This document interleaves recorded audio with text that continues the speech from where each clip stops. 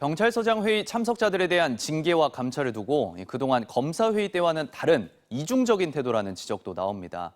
이상민 행안부 장관은 선을 그었습니다. 윤수환 기자입니다. 지난 4월 이른바 검수완박 입법 논란 당시 검찰은 부장검사들은 물론 평검사까지 근무일인 평일에 모여 집단회의를 열었습니다. 2년 전 윤석열 당시 검찰총장에 대한 법무부의 징계가 추진됐을 때도 2013년 최동욱 검찰총장 사퇴 당시와 2012년 대검 중수부 폐지, 2011년 검경 수사권 조정 때도 어김없이 검사들의 집단 반발이 있었습니다. 검사들이 징계를 받은 적은 없고 검찰 출신의 법무부 장관은 최근 이 같은 의사표시를 두둔했습니다. 하지만 이번 경찰서장 회의에 대한 대응은 전혀 다릅니다.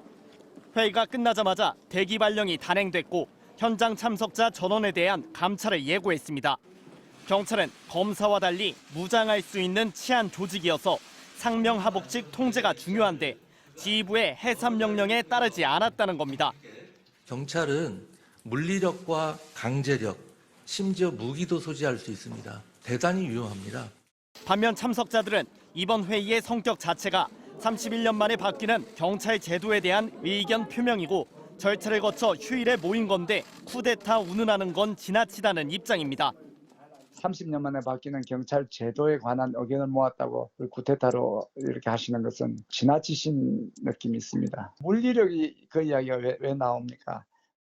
경찰의 독립성 침해를 우려하는 경찰관들이 집단 의사표명을 어디까지 할 수 있을지를 두고 논란은 계속될 것으로 보입니다. MBC 뉴스 윤수환입니다.